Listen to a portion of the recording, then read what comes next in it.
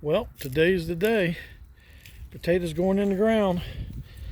I got my main size Lay's potatoes. Great big monsters. Going in the row. This row is 110 foot long, and I'm about, let's say, 70 foot so far into it.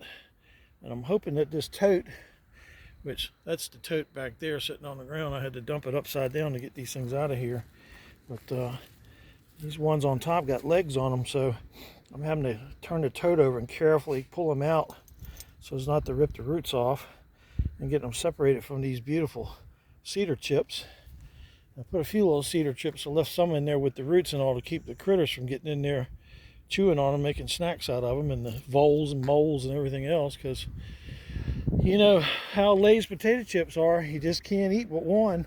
Can't stop with one. You got to have more.